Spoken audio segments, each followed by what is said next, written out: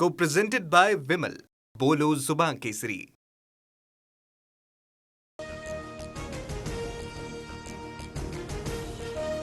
पश्चिम बंगालमध्ये सुवेंदू अधिकारींचे पीए चंद्रनाथ रथ यांची हत्या. कोलकाताच्या मध्यमग्राम इथली घटना. कारमधून प्रवास करताना 4 राऊंड गोळ्या झाडल्या. टीएमसी स्वतःचा पराभव स्वीकारू शकली नाही. सुवेंदू अधिकारींच्या पीएच्या हत्येमागे टीएमसीचा हात. भाजपचा टीएमसीवर आरोप.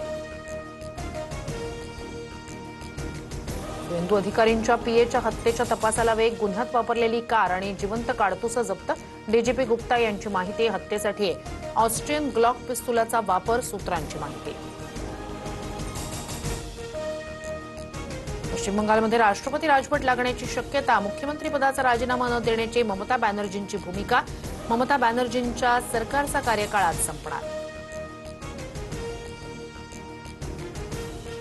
भाजपच्या सत्ता स्थापनेसाठी अमित शहा 8 आणि 9 तारखेला पश्चिम बंगालच्या दौऱ्यावर.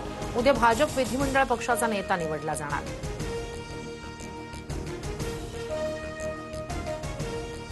तलपती विजय यांचा मुख्यमंत्रीपदाचा मार्ग खडतर. बहुमताचा आकडा नसल्यानं शपथविधीबाबत अस्पष्टता. सत्ता स्थापनेसाठी टीव्हीकेला 5 आमदारांच्या पाठिंब्याची गरज. कोल्हापूरमध्ये नात्याला काळीमा. पोटच्या मुलीवर नराधम पित्यासह मामा आणि मामे भावाकडून अत्याचार. अल्पवयीन मुलीचा 5 वर्षापासून शारीरिक छळ. आईच्या तक्रारीवरून शाहूपुरी पोलिसात गुन्हा दाखल. दोघांना अटक. नागपूरमध्ये मुरुम माफियांचा महसूल पथकावर जीवघेणा हल्ला. तहसीलदाराला जेसीबीला लटकवून 3 किलोमीटर फरफटत नेलं. तहसीलदारांना ट्रॅक्टरखाली चिरडण्याचा प्रयत्न. जेसीबी चालक मयूर थोटेला अटक. डहाणू दिवा लोकलच्या डब्यात सर्वत्र गुजराती जाहिराती. मराठी भाषेला दुय्यम स्थान दिल्याचा आरोप. मराठी प्रवाशांमध्ये नाराजी. नागपूरमध्ये सिलेंडरसाठी ग्राहकांच्या लांबच लांब रांगा. पहाटेपासून ग्राहकांची गॅस एजन्सी बाहेर गर्दी. सिलेंडर मिळत नसल्यानं ग्राहकांचे हाल.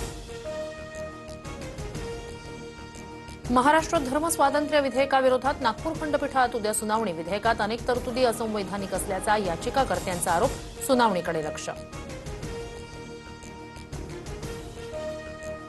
राज्य निवडणूक आयोगाची महाराष्ट्र प्रदूषण नियंत्रण मंडळाला नोटीस. निवडणुकीच्या काळात 77 कोटी रुपयांच्या निधीला मंजुरी दिल्याबद्दल नोटीस. आचारसंहितेचं उल्लंघन केल्याचा आरोप. मुंबईत उकाडा वाढला. तापमान 34 अंशांच्या पार. मुंबईसह ठाणे, रायगड आणि कोकण किनारपट्टीवर येलो अलर्ट. 9 मे पर्यंत उष्णतेच्या लाटेचा इशारा. पुण्यात 2 दिवस मेघगर्जनेसह पावसाची शक्यता. हवामान खात्याकडून दक्षिण मध्य महाराष्ट्राला पावसाचा येलो अलर्ट. मुंबई विमानतळावर आज 6 तासांचा मेगा ब्लॉक. पावसाळा पूर्व दुरुस्तीच्या कामासाठी दोन्ही धावपट्ट्या बंद. सकाळी 11 ते संध्याकाळी 5 या काळात विमान उड्डाणं स्थगित.